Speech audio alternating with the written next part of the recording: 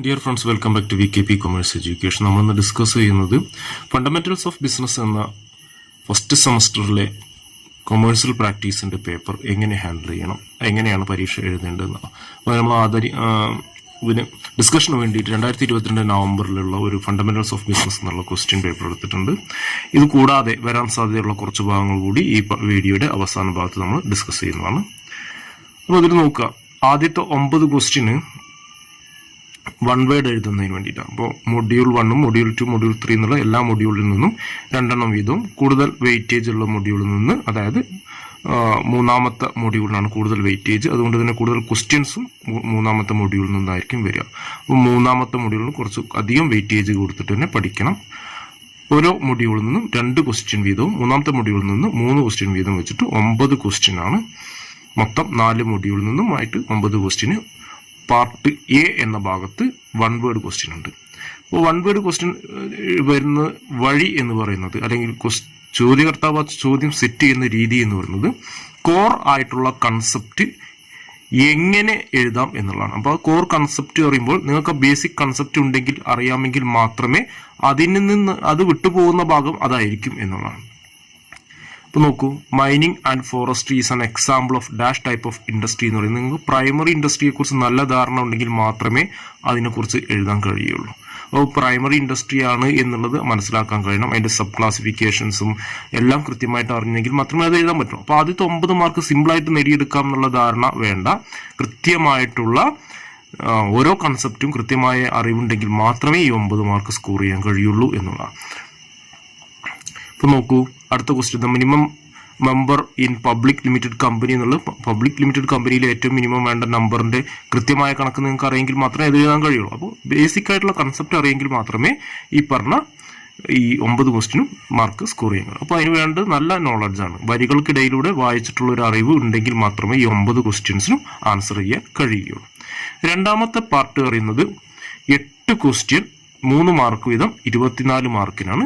അതിന് നിങ്ങൾക്ക് ഓപ്ഷൻ ഉണ്ട്. 10 ഓപ്ഷനിൽ നിന്നാണ് 8 എഴുതേണ്ടത്. അപ്പോൾ 2 നിങ്ങൾക്ക് എന്ത് ചെയ്യാം, സ്കിപ്പ് ചെയ്യാം. ഇത് നേരത്തെ പറഞ്ഞ പോലെ തന്നെ എല്ലാ മൊഡ്യൂളും കവർ ചെയ്യുന്നതിനെ ആയിരിക്കും. കൂടുതൽ പോർഷൻസ് മൊഡ്യൂൾ 3 നിന്നായിരിക്കും എന്നുള്ളതാണ്. ഇത്തരം പാർട്ടിൽ ഉണ്ടാവുന്ന ക്വസ്റ്റ്യൻസിന്റെ പ്രത്യേകത പറയുന്നത്, ഒന്ന് ഡിസ്ക്രൈബ് എന്ന് പറഞ്ഞാൽ ചെറുതായിട്ട് ഒരു 1/2 പേജിലെങ്കിലും ചെറുതായിട്ട് ഡിസ്ക്രൈബ് ചെയ്യുക. ഫീച്ചേഴ്സ് എന്ന് പറയുമ്പോൾ സോൾ പ്രൊപ്രൈറ്റർഷിപ്പ് എന്താണെന്നുള്ളത്, അതിന്റെ features, describe the features of sole proprietorship എന്ന് പറഞ്ഞു കഴിഞ്ഞാൽ എന്താണ് സോൾ പ്രൊപ്രൈറ്റർഷിപ്പ് എന്നുള്ളത് 1-2 വരിയിൽ എഴുതി വെക്കുക. അതിനുശേഷം ഫീച്ചേഴ്സ്, ഓരോ ഫീച്ചേഴ്സും ചെറുതായിട്ട് എഴുതിയതിന് ശേഷം അണ്ടർലൈൻ ചെയ്തിട്ട് അതിന്റെ താഴെ 1-2 വരികളിൽ അത് എക്സ്പ്ലെയിൻ ചെയ്യാൻ ശ്രമിക്കുക എന്നുള്ളതാണ്. ഇത്തരത്തിൽ എഴുതിയെങ്കിൽ മാത്രമേ അതിന് നല്ല രീതിയിലുള്ള മാർക്ക് സ്കോർ ചെയ്യാൻ കഴിയുള്ളൂ. അതുപോലെ തന്നെ സ്റ്റേറ്റ് അല്ലെങ്കിൽ ലിസ്റ്റ് എന്നൊക്കെ പറഞ്ഞാണെങ്കിൽ അത് എന്താണോ അതിന്റെ ആൻസർ അത് മാത്രം കൃത്യമായിട്ട് പോയിന്റുകളായിട്ട് എഴുതിയാൽ മതിയാവും എന്നുള്ളതാണ്. എന്നിരുന്നാൽ കൂടിയും നിങ്ങൾക്ക് അതിന്റെ എക്സ്പ്ലനേഷൻ അറിയാമെങ്കിൽ 1-2 വരിയിൽ എക്സ്പ്ലെയിൻ ചെയ്യുന്നത് വളരെ നന്നായിരിക്കും. എഴുതുന്ന കാര്യങ്ങൾ കൃത്യമായി പോയിന്റുകൾ അണ്ടർലൈൻ ചെയ്തിട്ട് വൃത്തിയിൽ താഴോട്ട് എഴുതുകയും, ചാർട്ട് വരയ്ക്കേണ്ടടുത്ത് ചാർട്ട് വരയ്ക്കുകയും, ഗ്രാഫിക്കൽ റെപ്രസെന്റേഷൻ വേണ്ടടുത്ത് ഗ്രാഫിക്കൽ റെപ്രസെന്റേഷൻ ഉപയോഗിക്കുകയും ചെയ്യുന്നത് ഈ ബുക്ക്ലെറ്റ് വാല്യൂ ചെയ്യുന്ന ആളെ സംബന്ധിച്ചിടത്തോളം ഒരു നല്ല ഇംപ്രഷൻ ക്രിയേറ്റ് ചെയ്യുകയും കൂടുതൽ മാർക്ക് സ്കോർ ചെയ്യാൻ ഉപകാരപ്പെടുകയും ചെയ്യും എന്നുള്ളത് ആദ്യം മനസ്സിലാക്കാം. കൃത്യമായി നമ്പർ നടത്തുക എന്നുള്ളത് മറ്റൊരു ഉത്തരവാദിത്വം കൂടിയാണ് വിദ്യാർത്ഥികളുടെ ഭാഗത്തു നിന്നുള്ളത്. ഇവിടെ ചോദിച്ച ചോദ്യങ്ങൾ നോക്കൂ, ഡയറക്റ്റ് ആയിട്ടുള്ള ക്വസ്റ്റ്യൻസ് ആയിരിക്കും. വലിയ രീതിയിലുള്ള ടെസ്റ്റ് ഇല്ലാത്ത ക്വസ്റ്റ്യൻസ് ആയിരിക്കും ഇവിടെ ചോദിക്കുന്ന questions. Explain the demerits of joint stock company. അപ്പൊ അങ്ങനെ ചോദ്യം ചോദിച്ചാൽ നമ്മൾ നേരിട്ട് ഡിമെറിറ്റ്സ് 3-4 ഡിമെറിറ്റ്സ് പോയിന്റ്സ് എഴുതിയാൽ പോലും മാർക്ക് കിട്ടുമെങ്കിലും ഏറ്റവും നന്നായിട്ടൊരു പരീക്ഷയെ നമ്മൾ അപ്രോച്ച് ചെയ്യുമ്പോൾ ഇത് എഴുതേണ്ട മാർഗം എന്ന് പറയുന്നത് എന്താണ് ജോയിന്റ് സ്റ്റോക്ക് കമ്പനി എന്നുള്ളതിന്റെ ഒരു ചെറിയ മീനിങ്ങും, കഴിയുമെങ്കിൽ കമ്പനീസ് ആക്ട് പ്രകാരമുള്ള അല്ലെങ്കിൽ ഏതെങ്കിലും ആധികാരികമായിട്ടുള്ള ഒരു ഡെഫിനിഷനോ എഴുതി വെച്ചതിന് ശേഷം following are the demerits of joint stock company എന്ന് പറഞ്ഞിട്ട് താഴത്തോട്ട് ലിസ്റ്റ് ചെയ്യുമ്പോഴാണ് ആ ഉത്തരം പരിപൂർണമായിട്ട് മാറുന്നത് എന്നുള്ളതാണ്. List out the service of wholesaler to retailer എന്ന് പറഞ്ഞാൽ എന്താണ് ഹോൾസെയിൽ എന്നുള്ളത് ചെറിയൊരു ഇതിൽ എഴുതിയതിനു ശേഷം അയാളുടെ സർവീസസ് ആർക്കൊക്കെ ഉണ്ട് എന്ന് പറഞ്ഞിട്ട് അതിൽ ഏറ്റവും പ്രധാനപ്പെട്ട ഒരാളുടെ സർവീസാണ് റീറ്റെയിലർക്കുള്ളത് എന്ന് പറഞ്ഞിട്ട് വേണം ആ ലിസ്റ്റ് ചെയ്യുന്നതിന് വേണ്ടിയിട്ട്.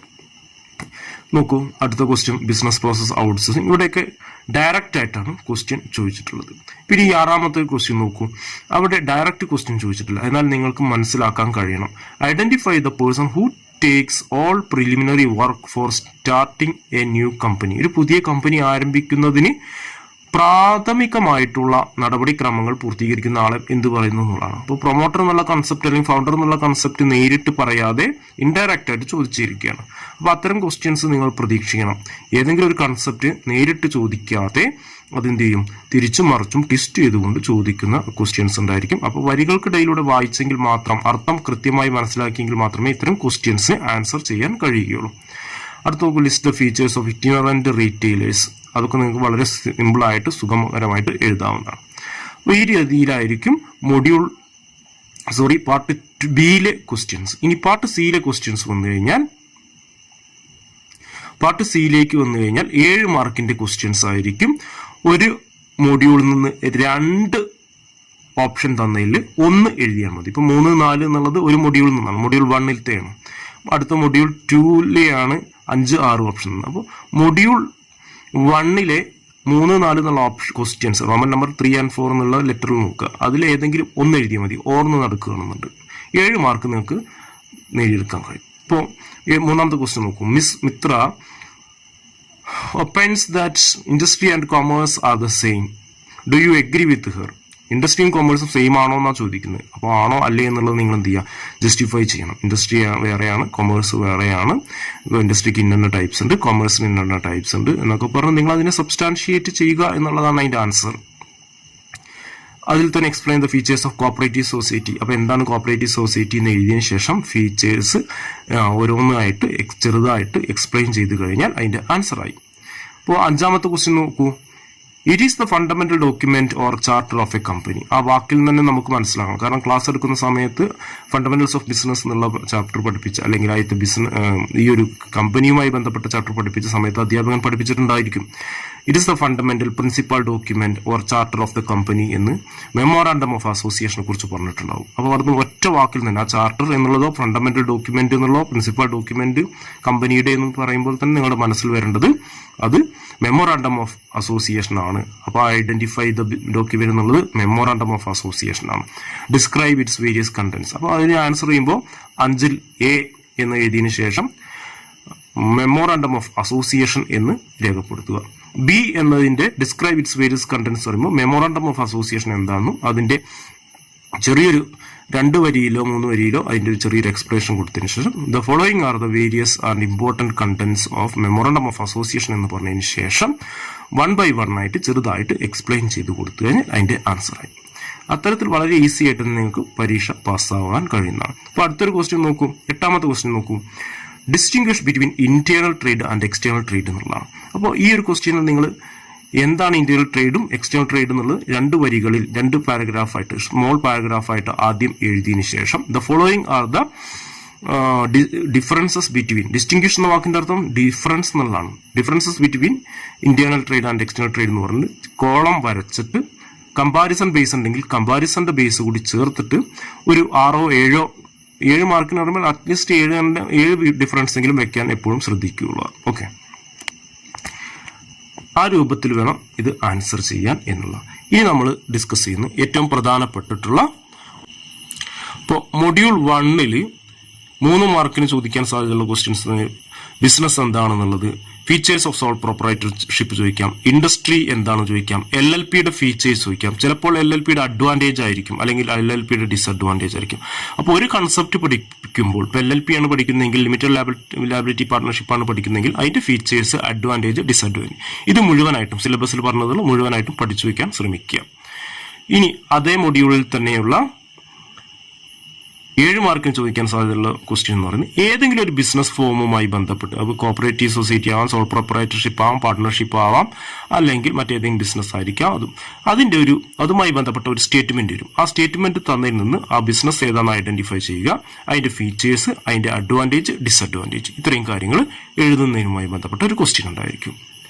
മറ്റൊന്ന് ചോദിക്കാൻ സാധ്യതയുള്ള ഫംഗ്ഷൻസ് ഓഫ് കൊമേഴ്സ് ആണ്, ക്ലാസിഫിക്കേഷൻസ് ഓഫ് ഇൻഡസ്ട്രീസ് ആണ്, ദെൻ ക്ലാസിഫിക്കേഷൻസ് ഓഫ് കൊമേഴ്സ് ആണ്. ഇത്രയും കാര്യങ്ങളാണ് മൊഡ്യൂൾ 1-ൽ ചോദിക്കാൻ സാധ്യതയുള്ള ഇമ്പോർട്ടൻ്റ് ആയിട്ടുള്ള ക്വസ്റ്റ്യൻസ്. മൊഡ്യൂൾ 2-ൽ ചോദിക്കാൻ സാധ്യതയുള്ള ഏറ്റവും പ്രധാനപ്പെട്ട ക്വസ്റ്റ്യൻസ് ആദ്യം 3 മാർക്കിന് നോക്കാം. കമ്പനി ഫോർമേഷനുമായി ബന്ധപ്പെട്ട ഏതെങ്കിലും ഒരു സ്റ്റേജ് ചോദിക്കാം, ആ സ്റ്റേജിന്റെ എക്സ്പ്ലനേഷൻ ചോദിക്കാം. അതേസമയം തന്നെ മുഴുവൻ സ്റ്റേജസ് 4 സ്റ്റേജസ് എസ്സേ ആണെങ്കിലും ചോദിക്കാവുന്നതാണ്. മറ്റൊന്ന് ചോദിക്കാവുന്നത് പ്രൈവറ്റ് ലിമിറ്റഡ് കമ്പനിയുടെ ഫീച്ചേഴ്സ് അല്ലെങ്കിൽ 1% കമ്പനിയുടെ ഫീച്ചേഴ്സ്, അതിന്റെ അഡ്വാൻറ്റേജോ ഡിസഡ്വാൻറ്റേജോ ചോദിക്കാവുന്നതാണ്.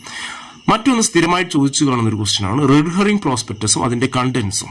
അത് എസ്സേ ആണെങ്കിൽ ചോദിക്കാം, അല്ലെങ്കിൽ ഷോർട്ട് എസ്സേ ആയിട്ടും ചോദിക്കാം.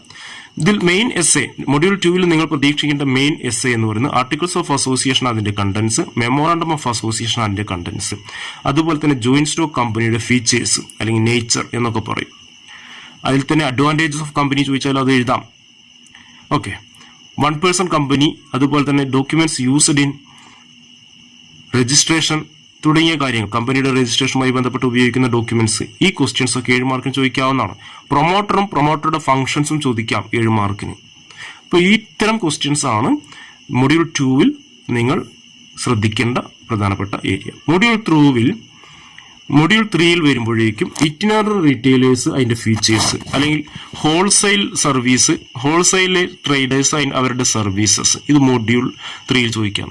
WTO അതിന്റെ റോൾ അല്ലെങ്കിൽ ഫംഗ്ഷൻ, ഇത് എസ്സേ ആയിട്ടോ ഷോർട്ട് എസ്സേ ആയിട്ടോ നിർബന്ധമായിട്ടും ചോദിക്കും, അത് പഠിച്ചു വെച്ചോളുക.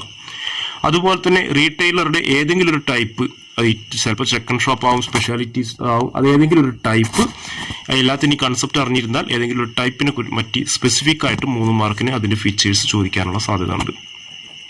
ഹോൾസെയിലറുമായി ബന്ധപ്പെട്ട് ഒരു ചോദ്യം എന്തായാലും ഉണ്ടായിരിക്കും. മറ്റൊന്ന് documents used in either export or import, ഇമ്പോർട്ടിലോ അല്ലെങ്കിൽ എക്സ്പോർട്ടിലോ ഉപയോഗിക്കുന്ന ഡോക്യുമെന്റ്സ് ചോദിക്കാം. അതുപോലെ തന്നെ എക്സ്പോർട്ട് ഇമ്പോർട്ടിന്റെ പ്രൊസീജിയർ എസ്സേ വേണമെങ്കിൽ ചോദിക്കാവുന്നതാണ്.